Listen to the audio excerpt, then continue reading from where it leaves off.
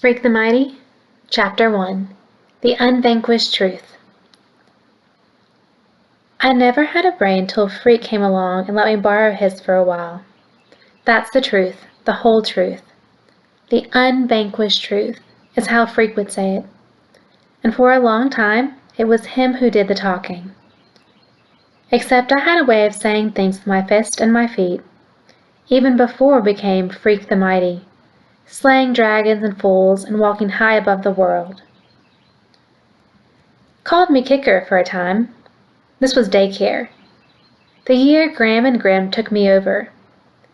And I had a thing about booting anyone who dared to touch me, because they were always trying to throw a hug on me, like it was medicine I needed.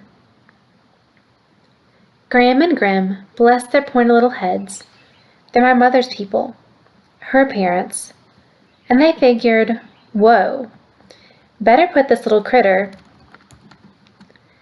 with other little critters his own age. Maybe it will improve his temper. Yeah, right. Instead, what happened? I invented games like kickboxing, and kick knees, and kick faces, and kick teachers, and kick the other little daycare critters.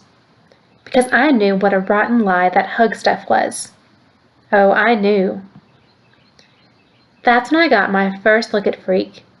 That year of the phony hugs. He didn't look so different back then.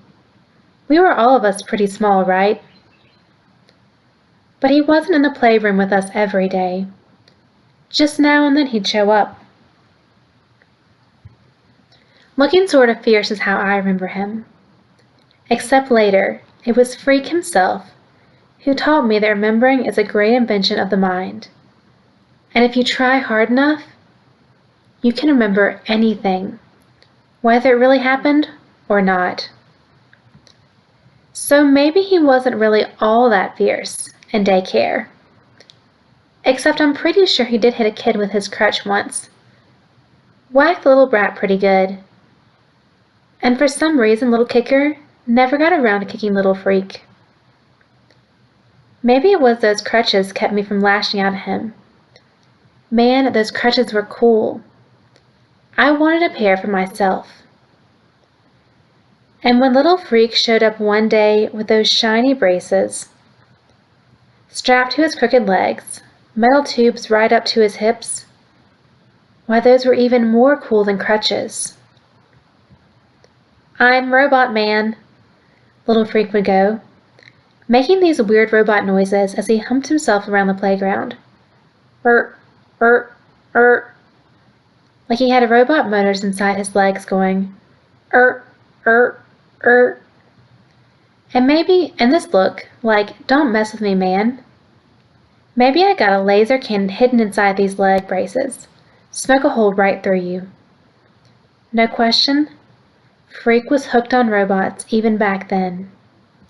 This little guy 2 feet tall, and already, he knew what he wanted.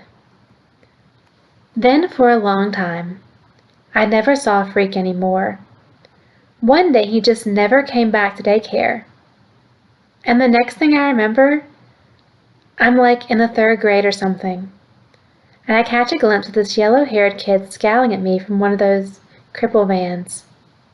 Man, they were death ray eyes.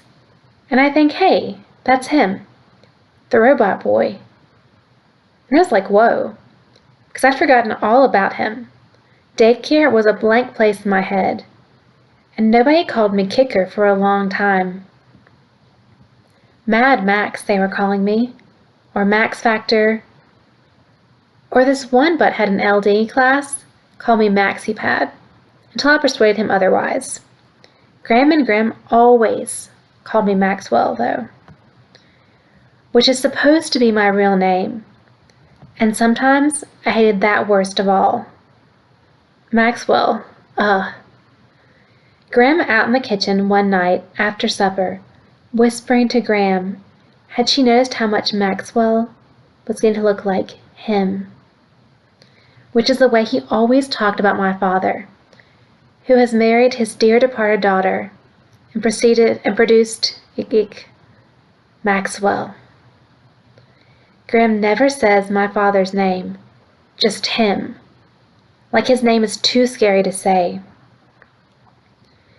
It's more than just the way Maxwell resembles him, Grim says that night in the kitchen. The boy's like him. We'd better watch out. You never know what he might do while we're sleeping, like his father did. And Graham right away shushes him and says, "Don't ever say that, because little pictures have big ears." Which makes me run to the mirror to see if my ears made me look like him. What a butthead, huh? Well, I was a butthead, because like I said, I never had a brain until Freak moved down the street. The summer before 8th grade, right? That's the summer I grew so fast that Grim said we'd best let the boy go barefoot. He's exploding out of his shoes.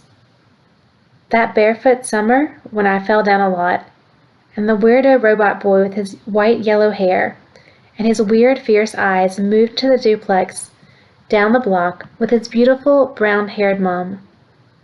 The fair Gwen of Air. Only a falling down goon would think that was her real name, right? Like I said. Are you paying attention here? Because you don't even know yet how we got to be Freak the Mighty. Which was pretty cool, even if I do say so myself.